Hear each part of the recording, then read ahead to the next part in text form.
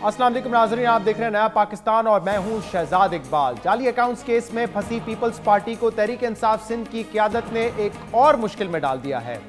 सिंध में in house तब्दीली की बातें हो रही हैं। तहरीक इंसाफ सिंध के रहनुमा ये दावा कर रहे हैं कि वो पीपल्स पार्टी के 20 से 22 अरकान से राब्ते में है और अब ये तासुर वाज़े होता जा रहा है कि तहरीक इंसाफ एहतसाब और कानूनी केसेस की आड़ में सिंध में तब्दीली चाहती है।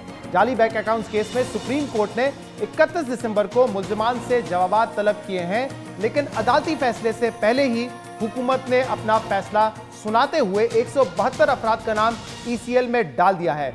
आज जाली बैंक अकाउंट्स केस से मुतल्लिक सुप्रीम कोर्ट ने अबूरी हुक्म जारी कर दिया। अबूरी हुक्म के मुताबिक तमाम बैंक अकाउंट्स का रिकॉर्ड कब्जे में लेकर अदालत में पेश किया जाए। GIT रिपोर्ट में जिक्र किए गए तमाम बैंकिंग अकाउंट्स में को मुंजमद कर दिया जाए। अकाउंट्स के तमाम बैंकिंग ट्रांजैक्शंस की मॉनिटरिंग की जाए। GIT रिपोर्ट में जिक्र करदा तमाम इमारतों और जायदादों की खरीदो फरोख्त पर पाबंदी आयद कर दी जाए। ऐसी तमाम प्रॉपर्टीज जिनका बराह रास्त या बिलावास्ता माली फवायद से ताल्लुक़ रहा है, इनकी खरीदो फरोख्त पर भी पाबंदी होगी। वाज़ेह रहे कि जाली अकाउंट्स केस की समाअत 31 दिसंबर को चीफ जस्टिस साकिब निसार की सरबराही में 2 रुकनी बेंच करेगा। एक तरफ तो जाली बैंक अकाउंट्स केस के कानूनी मामलात हैं, लेकिन दूसरी तरफ GIT रिपोर्ट आने के बाद सिंध की सियासत में हलचल मच चुकी है। ऐसा लग रहा है कि PTI GIT रिपोर्ट की आड़ में सिंध हुकूमत को गिराना चाहती है और इनका दावा है कि पीपल्स पार्टी के कई रहनुमा तहरीक इंसाफ के साथ राब्ते में हैं।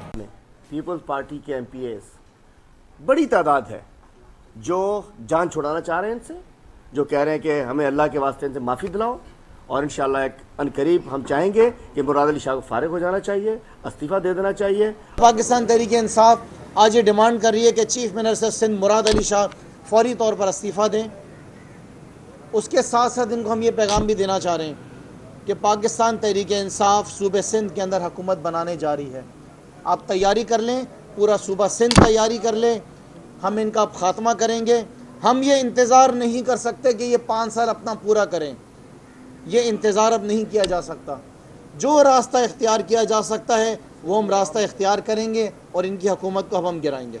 आज कश्मीर में एक तकरीब से खिताब करते हुए आसिफ जरदारी ने तहरीक इंसाफ के दावे को मुस्तरद कर दिया। शहीद जुल्फ़िकार अली भुट्टो को इन्हें शहीद किया, उसके बावजूद ये बीवी को नहीं रोक सके। 2 दफ़ा उसकी हुकूमत इनने गिराई। अब मेरी हुकूमत नहीं गिरा सके, मैं करके आया, 5 साल इनको मैंने चला के दिखाई और इनके लिए पाकिस्तान के लिए काम किए। दूसरी जानिब आज सखर में गवर्नर सिंध इमरान इस्माइल और MQM रहनुमा ख्वाजा इजहार की मुलाकात को भी सिंध में हुकूमत की तब्दीली के मामले से जोड़ा जा रहा है। पाकिस्तान तहरीक इंसाफ का सिंध में हुकूमत बनाने का दावा अपनी जगह, मगर हकीकत इससे बरक्स है।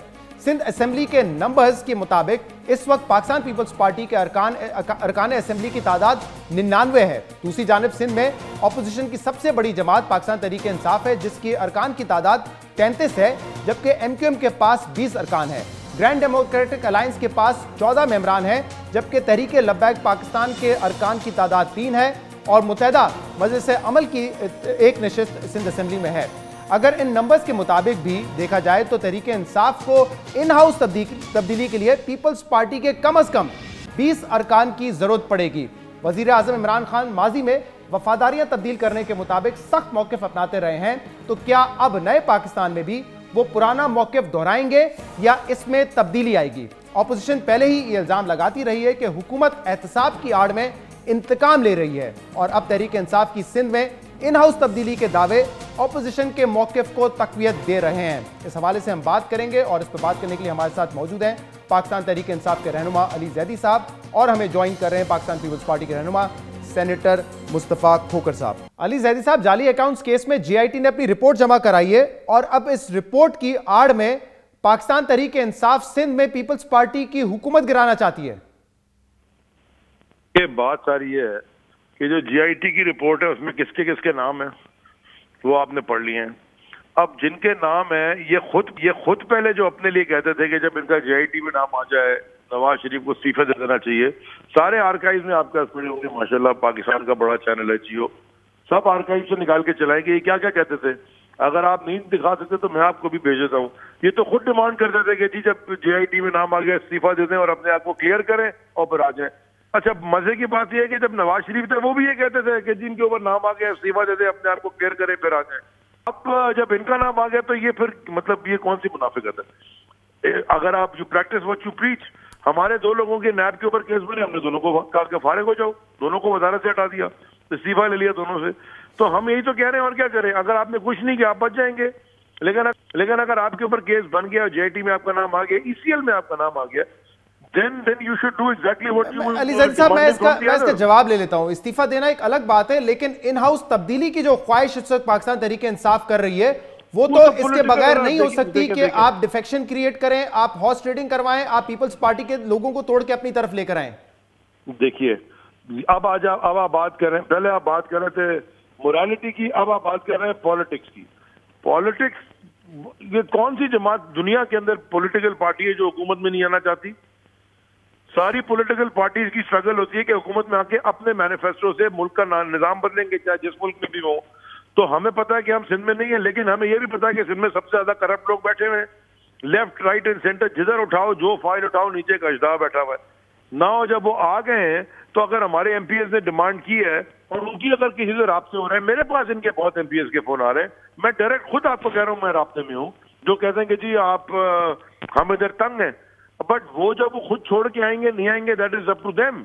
میں ان کو فورس نہیں کر سکتا. میں اس کا جواب لیتا ہوں علی صاحب میں مصطفیٰ صاحب سے اس کا جواب لیتا ہوں، لیکن کتنے پیپلز پارٹی کے MPs ہیں جو کہ اس وقت رابطے میں ہیں تحریک انصاف سے؟ اب یہ nobody can give you، کوئی آپ کو جواب دے نہیں سکتا، بیکاز اگر مجھ سے 2-3 ہوں گے رابطے میں تو ہو سکتا ہے کسی اور سے 2-3 اور ہو سکتا ہے وہی ان 2-3 جو میرے ساتھ ہیں جو کسی اور کے ساتھ بھی ہوں. If you add it all up تو بہت بن جاتے ہیں. مطلب اس پوزیشن میں آپ آ جائیں گے کہ آپ حکومت بنا سکے سندھ میں، یہ ہے آپ کا دعویٰ؟ دیکھیں میں آپ کو بتاتا ہوں کہ 15-16 لوگ تو میں رابطے میں ہوں ڈائریکٹلی، دوست یار ہیں ڈائریکٹ رابطے میں. ہمارے اسی شہر میں پلے بڑے ہیں نا، اسی صوبے میں پلے بڑے ہیں نا ہم بھی، تو ہمارے بھی دوست ہیں. وہ تنگ ہیں لیکن مجبور ہیں، ڈرتے ہیں. ٹھیک ہے، میں علی زیدی صاحب ذرا میں اس کا ڈرتے اس لیے ہیں کہ ان کے پاس حکومت ہے، اور جو ان کا ہسٹوریکل پریسیڈنٹ ہے، وہ جو ہسٹوریکل پریسیڈنٹ کیا ہے، لوگوں کو اٹھوائیں گے، پانی بند کریں گے، فائریں کٹائیں گے، تنگ کریں گے، مصیبت ڈالیں گے. علی زیدی صاحب میں اس کا جواب لے لوں مصطفیٰ نواز کھوکر صاحب سے، وہ نہیں کر سکتے. میں اس کا جواب لے لوں. مصطفیٰ نواز کھوکر صاحب وہ کہہ رہے ہیں کہ جب نواز شریف صاحب کا نام آیا پاناما میں تو آپ لوگ کہتے تھے کہ استعفیٰ دو، تفتیش نہیں ہو سکتی آزادانہ طریقے سے، تو اب آپ کا نام آ گیا ہے، مراد علی شاہ صاحب کا نام ہے، تو ان کو بھی استعفیٰ دینا چاہیے تاکہ تفتیش ہو سکے. یہ آپ لوگ بھی مطالبہ کرتے تھے نواز شریف سے. کیا وزیر اعظم پاکستان کا اس وقت ہیلی کاپٹر کی انکوائری میں نام نہیں ہے؟ کیا پرویز خٹک صاحب کے نیب کے اوپر مقدمات نہیں چل رہے؟ کیا زلفی بخاری صاحب کے اوپر نیب کی انویسٹیگیشن نہیں ہے؟ کیا JIT کی ایک رپورٹ اعظم سواتی صاحب کے اوپر نہیں آئی جو اس وقت کابینہ کا حصہ ہیں؟ کیا محمود خان جو وزیر اعلیٰ ہیں خیبر پختونخوا کے، کیا ان کے اوپر اعظم سواتی صاحب نے اپنا عہدہ چھوڑ دیا ہے؟ کیا نیب کی انکوائری ان کے اوپر نہیں چل رہی؟ کیا جو عاطف خان صاحب ان کے جو وزیر ہیں خیبر پختونخوا میں، کیا ان کے اوپر نیب کی انکوائری نہیں چل رہی؟ اور اگر انہی کے منطق کو استعمال کریں تو ان تمام لوگوں کے نام ECL پہ بھی ہونے چاہیے اور انہی تمام لوگوں کو استعفیٰ بھی دینا چاہیے. اپنے لیے تو ان کا ایک قانون ہے اور دوسروں کے لیے اور یہ اپلائی کرتے ہیں. لیکن قطع نظر اس تمام بحث سے میری نظر میں جو قوتیں ان کو سلیکٹ کر کے لے کر آئی ہیں، جنہوں نے ان کو اس عہدے پہ بٹھایا ہے، آج اگر ہم ماضی میں دیکھیں تو شوکت عزیز صاحب کی کسی کو یاد بھی نہیں ہے اور کیا حیثیت تھی ان کی بطور وزیر اعظم کی. وزیر اعظم وہ تھے لیکن. اور اسی طرح اگر آج عمران خان صاحب بھی وزیر اعظم ہیں، یہ لوگ تو انسیڈنٹل ٹو دا پروسیس ہیں. ان کو سلیکٹ کرنے والوں نے ایک خاص مقصد کے تحت حکومت میں بٹھایا ہے اور وہ مقصد ہے پاکستان کے اندر اپوزیشن کو دیوار سے لگانا، اپوزیشن کو ختم کرنا، 1 یونٹ بنانا، اس ملک میں 1 پارٹی سسٹم لے کر آنا تاکہ ان کے جو آبجیکٹیوز ہیں، NFC ایوارڈ اس کو کرٹیل کیا جائے، 18th کانسٹیٹیوشنل امینڈمنٹ اس کو ختم کیا جائے. یہ ان قوتوں کے آبجیکٹیوز ہیں. یہ تو پونز ہیں. ان پونز کی کیا حیثیت ہے؟ اور جہاں تک سندھ حکومت میں تبدیلی لے کر آنے کی یہ بات کر رہے ہیں، وہ تبدیلی کسی بھی صورت ممکن نہیں ہے فارورڈ بلاک بنائے بغیر. فارورڈ بلاک اور کہہ رہے ہیں کہ رابطے میں ہے، وہ کہہ رہے ہیں 15 سے 16 MPs تو مجھ سے رابطے میں ہیں، ہمارے جو باقی MPs ہیں ان سے بھی رابطہ ہو رہا ہے. دیکھیے اگر جو نمبر گیم ہے اور جو نمبرز کی پوزیشن ہے سندھ کے اندر، تمام اپوزیشن اگر اکٹھی بھی ہو جائے تو تب بھی ان کے پاس 25 لوگوں سے کم ہے. جی تو اس کا مطلب ہے کہ ان کو ممبران خریدنے پڑیں گے، ان کو لالچ دینا پڑے گا، اور وہی چیزیں جو PTI ہمیشہ کہتی ہے، وہ کہتے ہیں کہ پیپلز پارٹی سے ناخوش ہیں، خریدنے کی نوبت نہیں آئے گی. جو چیزیں ہمیشہ یہ کہتے رہے کہ ہمارا اتنا بڑا مورل سٹینڈ ہے اور ہم کبھی اس طرح کی پریکٹسز میں انوالو نہیں ہوں گے، اور خود اب انوالو ہونے جا رہے ہیں. آج سعید غنی صاحب نے کہا ہے ہم اور عوام مینڈیٹ کی حفاظت کرنا جانتے ہیں. آپ شور ہیں کہ لوگ آپ کے رابطے میں نہیں ہیں, گھبرائے ہوئے نہیں ہیں پیپلز پارٹی کے پرفارمنس سے؟ دیکھیے قطعاً ایسی کوئی بات نہیں ہے. اگر یہ وہاں پر کوئی ان ڈیموکریٹک چیز کرنا چاہتے ہیں, اس کے لیے یہ کوئی بھی ایکشن کریں گے تو اس کو ہم ریزسٹ کریں گے, اور ریزسٹ ہم اس طریقے سے نہیں کریں گے کہ ابھی اگر فیڈرل گورنمنٹ آپ دیکھ لیں بمقابلہ پروونشل گورنمنٹ, جی تو فیڈرل گورنمنٹ میں تو 6 لوگوں کی میجورٹی ہے, سندھ میں تو انہیں پھر بھی کم از کم ساری اپوزیشن اکٹھی ہو جائے پھر بھی انہیں 30 لوگ چاہیے. علی زیدی صاحب میں یہی بات ہے, آخری پوائنٹ اگر کنکلوڈ کر لوں کہ ان کی جتنی تھن میجورٹی وفاقی حکومت میں ہے 6 لوگوں کی, اگر ان کے ساتھ ایک اتحادی بھی اتر جائے, ایم کیو ایم اتر جائے, be N P Mengal Uttar جائے, تو ان کی تو میجورٹی ختم ہو جاتی ہے, اور وہ دونوں نالاں ہیں. علی زیدی صاحب اب آپ لوگ حکومت میں آ گئے, جب آپ اپوزیشن میں تھے اس وقت آپ حکومت گرانے کا سوچتے تھے, سمجھ آتا کو جلدی تھی کہ اقتدار مل جائے. اب آپ حکومت میں ہیں, 3 صوبوں میں آپ کی حکومت ہے, وفاق میں آپ کی حکومت ہے, آپ اپنا کام کریں, ان کو اپنا کام کرنے دیں. اگر آپ سندھ میں حکومت گرانے کی کوشش کریں گے تو یہ پنجاب میں حکومت گرانے کی کوشش کریں گے. وفاق میں جو نمبر ہے وہ بہت کم ہے, بہت کم ڈیفرنس ہے آپ کی وہاں پہ حکومت ہے. یہ 3-4 سال کیا اس پورے اقتدار کے دور میں آپ نے یہی کرنا ہے؟ بڑے مزے کی بات کی. پہلے میں بتا دوں جتنے انہوں نے نام گنوائے, دیکھیں نیب کی انویسٹیگیشن ایک ہوتی ہے, ریفرنس اور ای سی ایل پہ نام دوسرا ہوتا ہے. اگر, اور میں نیب کا اسپوکس پرسن تو ہوں نہیں, اگر نیب میں کسی کو ڈالنا ہے ان کے لوگوں کو, ہمارے لوگوں کو ای سی ایل پہ وہ سمجھتے ہیں کہ ڈالنا ہے, ڈالے نیب. وہ اگر ہمارے لوگوں کو نیب نے نہیں ڈالنا, یہ وفاقی کابینہ کا اختیار ہے, اور وفاقی کابینہ نے نام ڈالے. وفاقی کابینہ کو ریکمینڈ کرتی ہے نا نیب, وفاقی کابینہ کو نیب لکھ کے بھیج دے گا یہ آپ کے لوگ ہیں, میں ان کو ای سی ایل میں ڈالنا چلتے ہیں. اور اس کیس میں ایک فیکچولی چیز کریکٹ کر دوں, ویسے کافی عرصے سے میڈیا پہ بھی چل رہا تھا, کسی نے کریکٹ نہیں کیا, کہ جو آپ جی آئی ٹی کی پوری رپورٹ اٹھا کر دیکھ لیں, اس کی ریکمنڈیشنز میں کہیں یہ نہیں ہے کہ ان کے نام ای سی ایل میں ڈالے جائیں. یہ رپورٹ میں نہیں ہے, لیکن جی آئی ٹی کے جو ارکان ہیں انہوں نے کورٹ سے ریکویسٹ کی ہے, یہ لا انفورسمنٹ نے ہمیں دیے کہ ان کے نام ای سی ایل پہ ڈالو. ہم نے خود بھی نہیں ڈالے, دے دیے. وہ میں سیکرٹری بھی ہیں 2-3, ڈالے نام ای سی ایل پہ, انہوں نے دیے لا انفورسمنٹ نے. ہم اپنی مرضی تو نہیں بنا رہے, ہم تو نہیں انویسٹیگیٹ کر رہے, جو انویسٹیگیشن ایجنسی ہے وہ کر رہی ہے, وہ نیب ہے وہ کرے. اب آپ کے پاس کی حکومت ہماری حکومت سندھ میں تو نہیں ہے, 3 صوبوں میں فیڈریشن میں, اور یہ کام کریں تو کام کرنے سے کیسے روکا ہے؟ 10 سال سے تو ماشاء اللہ یہ کام کر رہے ہیں, آپ کو نظر آ رہا ہے اومنی گروپ نے کتنا کام کیا ہے. پرابلم یہ ہے کہ یہ کام اپنے لیے کرتے ہیں, عوام کے لیے کرتے نہیں ہیں. کتنا زبردست کام اومنی گروپ نے کیا, واہ واہ واہ واہ, اسی کا تو صدا مل رہا ہے ان کو آج کل. علی زیدی صاحب اگر پرفارمنس ہی پیمانہ ہے کہ آپ نے ان کی حکومت گرانی ہے کیونکہ ان کی پرفارمنس اچھی نہیں ہے, تو اس وقت نون لیگ ہو, پیپلز پارٹی ہو, وہ آپ کی حکومت میں سوال اٹھا رہی ہے, تو وہ آپ کو بھی ٹائم پورا نہیں کرنے دیں گے. میں پرفارمنس کی بات ہی نہیں کر رہا. پرفارمنس اچھی اور نہیں اچھی ہوتا ہے الیکشن کے اوپر کام. وہ الیکشن میں لوگ ووٹ دیں گے, جس کی پرفارمنس اچھی ہے اس کو ووٹ دیں گے, جیسے ہمیں دیا. جو نہیں اچھی وہ بات ابھی ہو رہی ہے سیدھی سیدھی. اچھا, اگر خیبر پختونخوا میں ووٹ دے کر پی ٹی آئی کی حکومت ری الیکٹ ہو جائے تو وہ اچھی پرفارمنس ہے, اور اگر سندھ میں پیپلز پارٹی کی حکومت ری الیکٹ ہو تو وہ اچھی پرفارمنس پھر بھی نہیں ہے.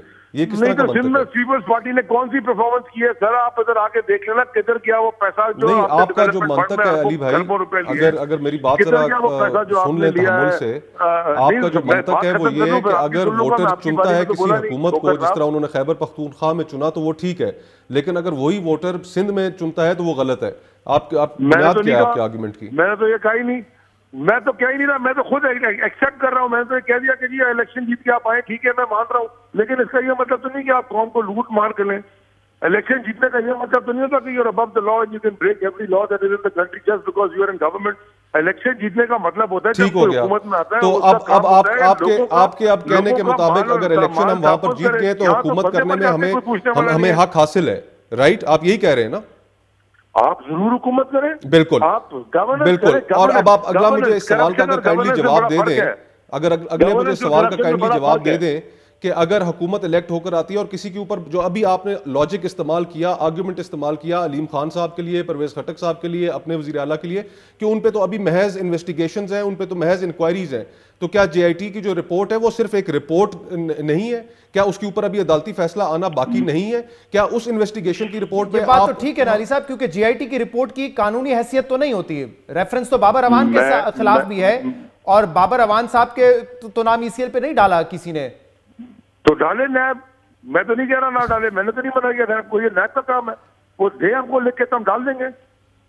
It is up to the law enforcement. नैब नहीं डालता, आप एक कैबिनेट मीटिंग नहीं, आप कैबिनेट मीटिंग करें, आप कैबिनेट मीटिंग करें और उसमें फैसला करें कि एक शख्स के खिलाफ रेफरेंस है तो उसका नाम ECL में डालना चाहिए। ये काबीना कर सकती है, वफाकी काबीना ये काम कर सकती है। ये मेरा कहने का सिर्फ आपसे सिंपल बात ये है, नैब इज एन ऑटोनोमस बॉडी, जो नैब ने करना है वो नैब करे, हम नैब के रास्ते में काम नहीं। अच्छा, लेकिन यहाँ पर हमारा एतराज ये भी है कि नैब is not an autonomous body. एक अहम बात और एक नैब की जो इम्पार्शियलिटी है, जब वफाकी वुज़रा की तस्वीर आए चेयरमैन नैब के साथ, तो उससे फिर नैब की इम्पार्शियलिटी क्या रह जाती है? एहतसाब अकबर जिस वक्त FIA की रिपोर्ट बनाने में मुलव्विस हो, एक गवर्नमेंट का मिनिस्टर मुलव्विस हो, तो उसकी क्या इम्पार्शियलिटी? मैं थोड़ा सा आगे बढ़ना चाहता हूँ अली ज़ैदी साहब। अब आपको मैंडेट मिला है, खासतौर पर वफाकी हुकूमत पाकिस्तान तहरीक इंसाफ की है, अगर कोई गैर यकीनी सूरत हाल मुल्क में पैदा होती है, आप सिंध में हुकूमत गिराने जाते हैं, इससे सबसे ज्यादा नुकसान जो है वो आपका होगा, आपकी हुकूमत का होगा। अनसर्टेनिटी नहीं बर्दाश्त कर सकता ये मुल्क मजीद।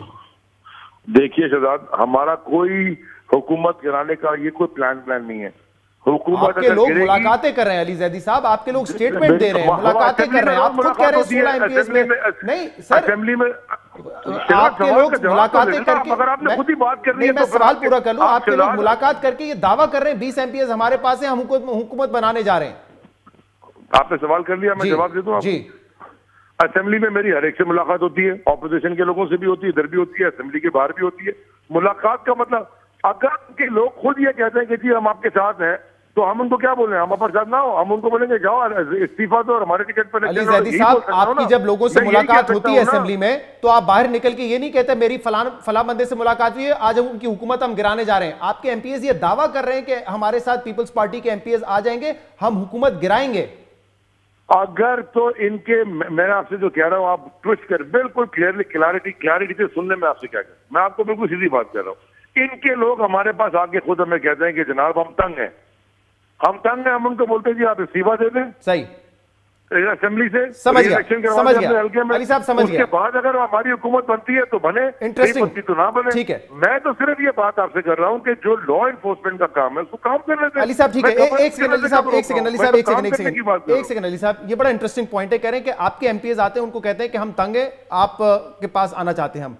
ये तो फिर पीपल्स पार्टी के साथ मकाफाते अमल हो रहा है। बलूचिस्तान में जो आप लोगों ने किया, जिस तरीके से नून लीग की हुकूमत गिरवाई और फिर बाद में सेनेट का चेयरमैन और उसके डिप्टी चेयरमैन बनाने की कोशिशों में पीपल्स पार्टी आगे आ गई थी, तो आपके साथ तो मकाफाते अमल हो रहा है, जो अली ज़ैदी साहब की बात से मैं समझाऊं। मैं जरा क्विकली कमेंट कर दूं जो, और इसके बाद ये बड़ा अहम है, इस पे भी कमेंट कीजिए। जो गुफ्तगू हो रही थी कि आपने बहुत एक अहम नुक्ते की तरफ तवज्जो दिलाई कि इस वक्त मुल्क अनसर्टेनिटी का शिकार है। अगर हम इस सियासत से थोड़ा सा बाहर निकलें तो आप देखिए कि अब जो कल का ट्रेडिंग डे था स्टॉक मार्केट में, उसमें स्टॉक मार्केट 650 पॉइंट्स गिरी है सिर्फ पॉलिटिकल अनसर्टेनिटी की वजह से। और जो कार्रवाइयाँ ये शुरू हुई हैं, पोलराइजेशन शुरू हुई है, विक्टिमाइजेशन शुरू हुई है, आगे चल के पॉलिटिकल विक्टिमाइजेशन और अगर पॉलिटिकल अनसर्टेनिटी बढ़ेगी तो उससे इकोनॉमिक स्टेबिलिटी नहीं आने वाली। और इकोनॉमिक स्टेबिलिटी, आप IMF से कर्जा लेने इस वक्त जा रहा है मुल्क, IMF की कंडीशंस, उससे मजीद महंगाई बढ़नी है, और ये अनसर्टन जो कंडीशंस है मार्केट के अंदर, उसने एक आम आदमी को बड़ा नुकसान पहुंचाना है। तो हमें ये चीज जरूर मद्देनजर रखनी चाहिए कि सियासत से अगर हम बाहर निकले तो इसकी कॉस्ट जो है वो एक आम आदमी को पे करनी पड़ेगी, और फिर PTI इसकी जिम्मेदार होगी, हम इसके जिम्मेदार नहीं। लेकिन ये अनसर्टेनिटी का उस वक्त ख्याल क्यों नहीं आया पीपल्स पार्टी को, जब बलूचिस्तान में नून लीग की हुकूमत आप गिरवाना चाह रहे थे, अपना चीफ मिनिस्टर बनवाना चाह रहे थे, आजाद लोगों को वहां पे लाना चाह रहे थे, उस वक्त भी ख्याल करना चाहिए था ना कि अनसर्टेनिटी नहीं अफोर्ड कर सकते। अब आपका इस सवाल का जवाब देते हुए, आप बलूचिस्तान असेंबली के अंदर पीपल्स पार्टी का एक भी मेंबर था? सर कौन था पीछे, ये तो हमें पता है ना। जैसे आप कह रहे हैं कि तहरीक इंसाफ को कौन लाया हुकूमत में, तो उन आजाद अरकान को लाने के पीछे भी पीपल्स पार्टी। आजाद अरकान कोई भी नहीं थे वहां पर आजाद अरकान कोई नहीं थे। पाकिस्तान पीपल्स पार्टी का एक भी रुकन नहीं था बलूचिस्तान असेंबली में। डिफेक्शन किसने क्रिएट की? वहां पर जो मुस्लिम लीग नून के अपने अंदर, जो मुस्लिम लीग नून ने पिछले 5 साल का जो रवैया रखा वहां पर कि 5 साल में वजीर आजम वहां पर भी यही कह रहे हैं, अली ज़ैदी साहब भी यही कह रहे हैं कि आपके लोग राब्ता कर रहे हैं। नहीं, इनका आर्गुमेंट मुख्तलिफ है और उस वक्त के हालात मुख्तलिफ थे। वहां पर उनकी पार्टी के अंदर रिवॉल्ट इस वजह से हुआ था कि हजारा किलिंग्स हो रही थी, वजीर आजम वहां पर नहीं आ रहे थे। वहां पर CPAC के हवाले से आज भी जो वहां पर जो सूबे के रिजर्वेशंस है वो रिजर्वेशंस एड्रेस नहीं हो रहे थे। इन चीजों की वजह से उनकी गवर्नमेंट के अंदर इंटरनल रिवॉल्ट हो गया। हमारा तो वहां पर एक मेंबर इंटरनल रिवॉल्ट ही की बात कर रहे हैं, नहीं कह रहे पीपल्स पार्टी परफॉर्म नहीं कर रही, लोग बेजार हैं, हमारे पास आ रहे हैं, आप भी यही बात करते हैं। लेकिन उस वक्त कौन था बलूचिस्तान हुकूमत गिराने में آپ کو خود پتہ ہے. چلے میں پھر اس کو اس طرح کہتا ہوں کہ ہماری اس وقت غلطی تھی کہ ہم نے جو سلیکٹ جنہوں نے ان کو کیا ان کے ساتھ تھوڑا سا تعاون کر لیا. مطلب آپ یہ اعتراف کریں کہ اس وقت غلطی ہوئی ہے. اعتراف کر رہے ہیں. نون لیگ کی بلوچستان میں حکومت نہیں گرانی چاہیے تھی پیپلز پارٹی کو. کر رہے ہیں بالکل. اس وقت جو ہے مکافات عمل ہے. مکافات عمل تو آپ اس کو نہیں کہہ سکتے. یہ تو اس وقت ایک اور ایجنڈا کی تکمیل کے لیے آگے بڑھ رہے ہیں کہ جس میں ملک کو 1 یونٹ بنانا ہے, 18 کانسٹیٹیوشنل امینڈمنٹ ختم کرنی ہے.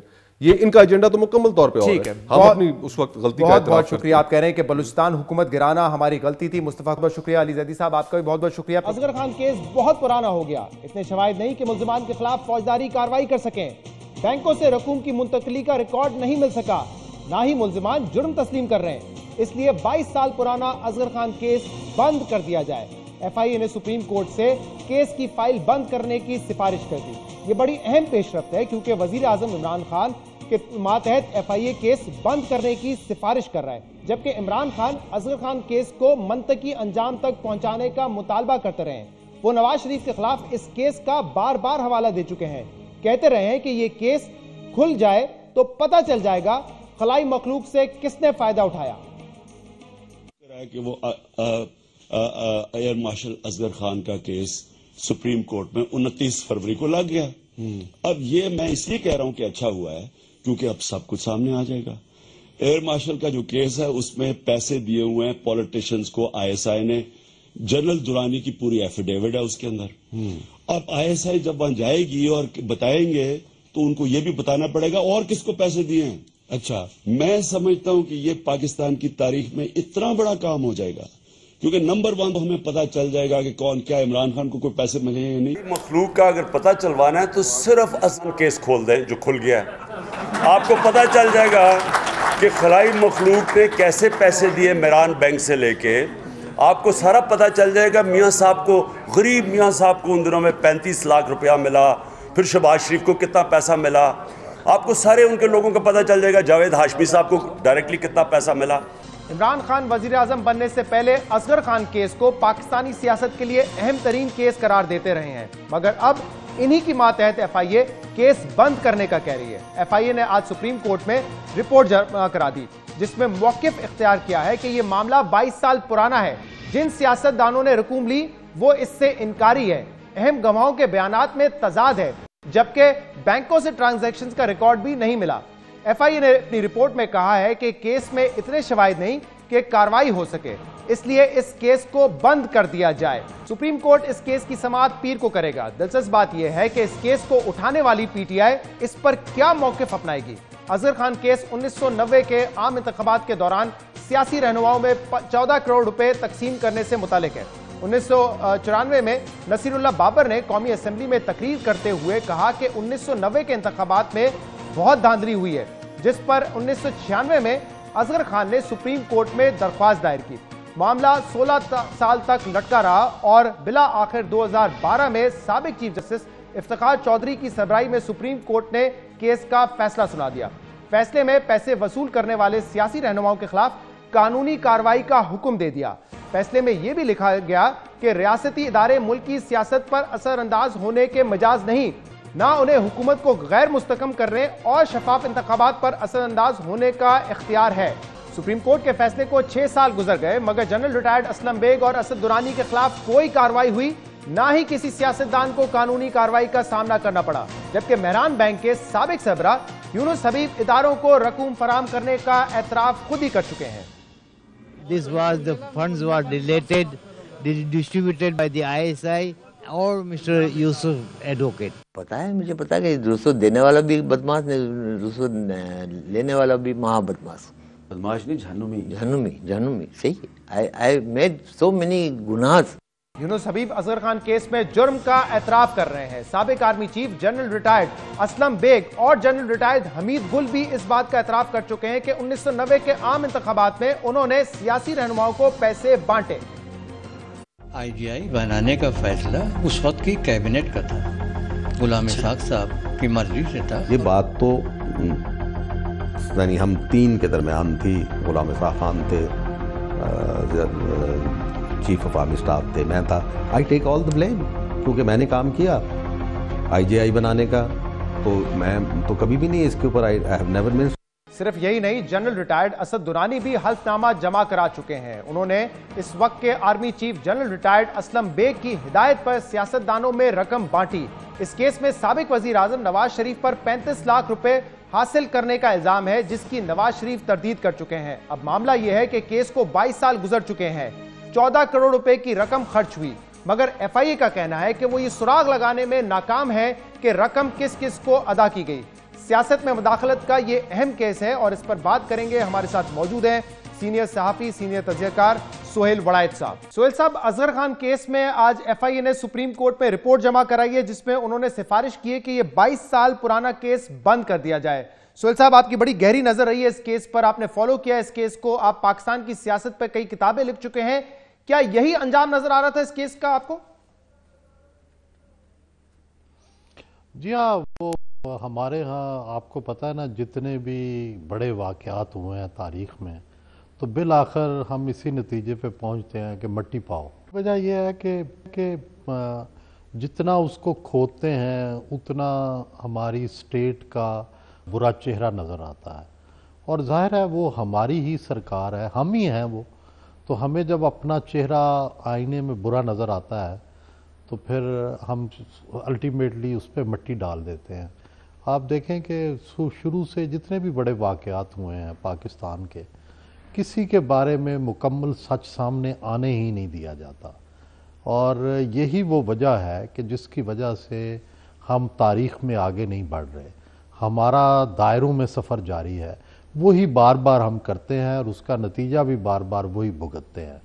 دنیا میں ہم سے فرق یہ ہے کہ وہ بھی غلطیاں کرتے ہیں، ہم بھی غلطیاں کرتے ہیں، باقی دنیا غلطیوں سے سیکھ کے اپنے سفر کو ٹھیک کر لیتی ہے، اپنی سمت جو ہے اس کو بدل لیتی ہے۔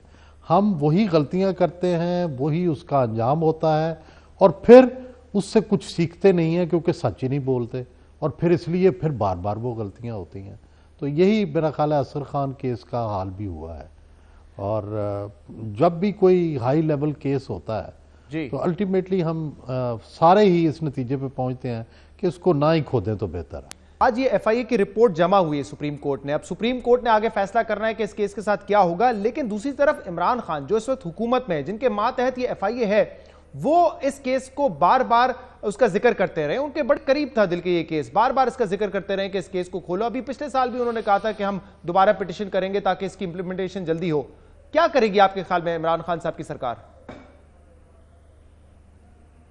میرا خیال ہے وہ بھی وہی کریں گے جو ماضی میں ہوتا آیا ہے، اور وہ بھی اس پہ مٹی ڈالیں گے۔ مٹی پاؤ پروگرام جو ہے وہ بڑا پاپولر ہے، یہی ہوگا۔ اس کی وجہ یہ ہے کہ انہیں بھی اب سوٹ نہیں کرتا، جتنی دیر تک وہ اپوزیشن میں تھے انہیں سوٹ کرتا تھا اس طرح کے نعرے لگانا۔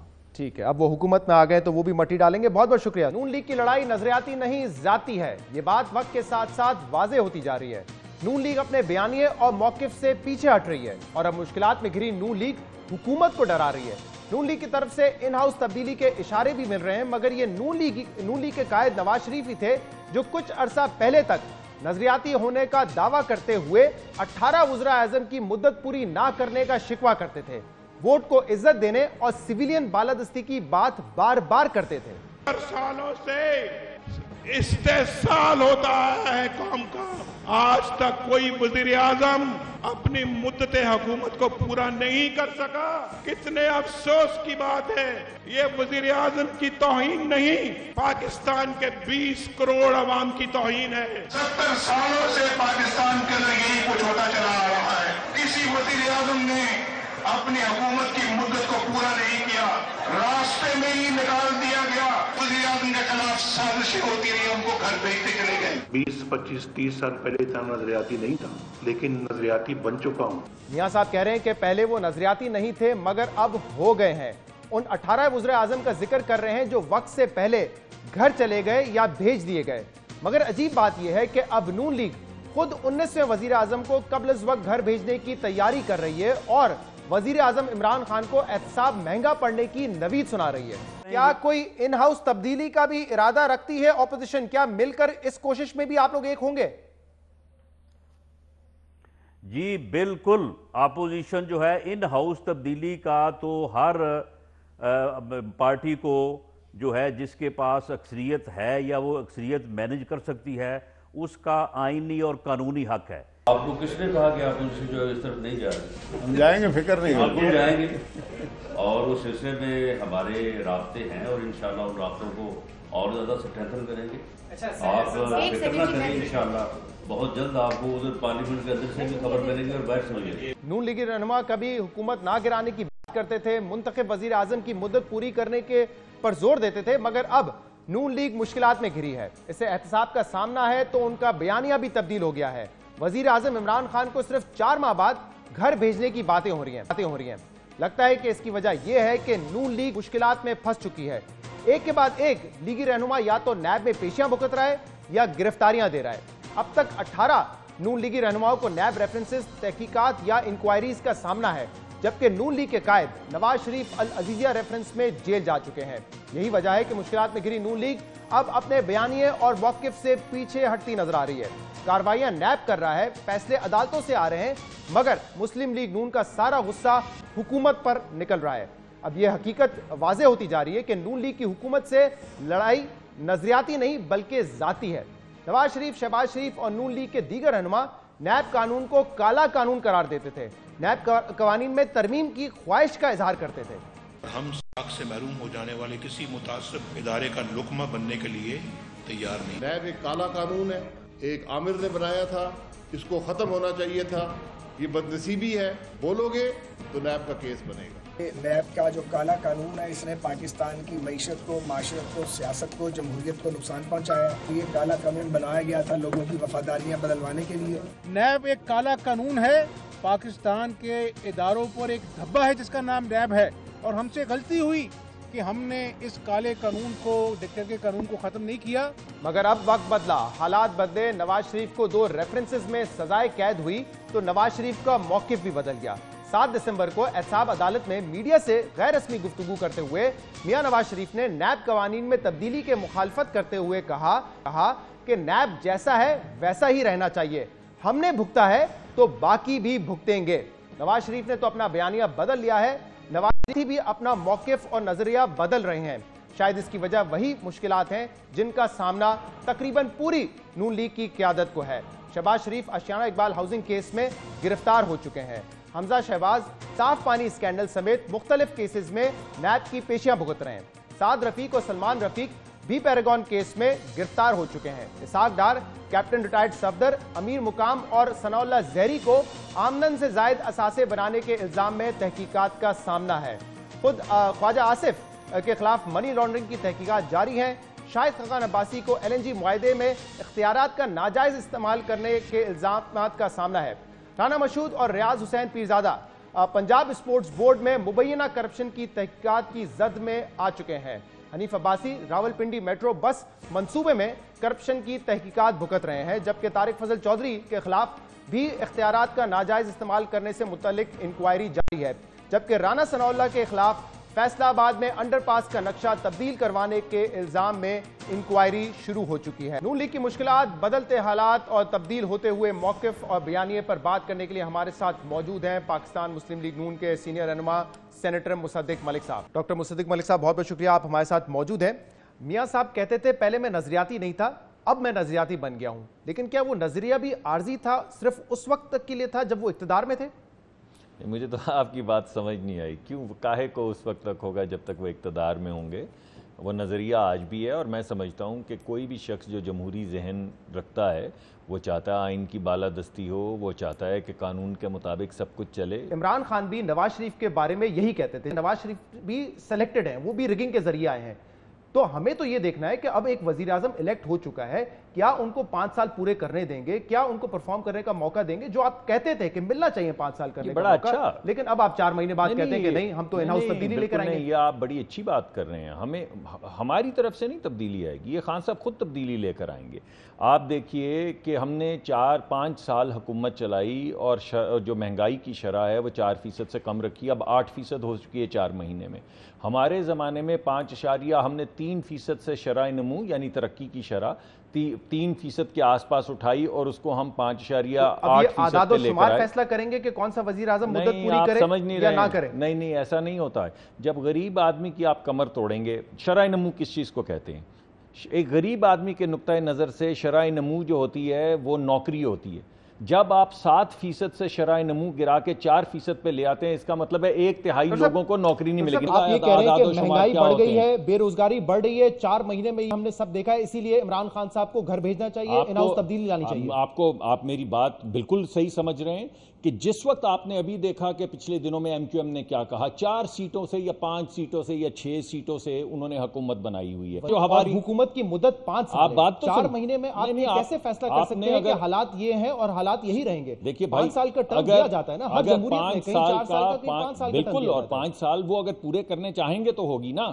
اگر ان کے ہواری جن کے ساتھ مل کے انہوں نے حکومت بنائی ہے، اگر مینگل صاحب نے 4 دن پہلے کہا ہے کہ میں اس کے ساتھ نہیں رہ سکتا، اس کے ساتھ نہیں چل سکتا، اگر MQM نے پرسوں یہ کہا ہے کہ یہ کیا کر رہے ہیں، اور اس کے جواب میں انہوں نے کہا ہے کہ ہم MQM کے آپ وزراء نے، کابینہ کے وزراء نے کہا ہے کہ ہم MQM کو پھانسی کے اس پہ لٹکا دیں گے اگر MQM نے بولنے کی کوشش کی، تو دھانس دھاندلی کے ذریعے الائنس گورنمنٹ تو نہیں چل سکتی. بات اس کی نہیں ہے کہ 18 وزراء اعظم کی بات کرتے تھے اور 19ویں وزیر اعظم کو آپ گھر بھیجنے کی بات کر رہے ہیں. آپ لوگ یہ بھی کہتے تھے کہ نیب کا قانون ہے، اس کو تبدیل ہونا چاہیے. حمزہ شہباز تو کہہ رہے ہیں کہ ہم سے غلطی بھی تبدیل نہیں کیا.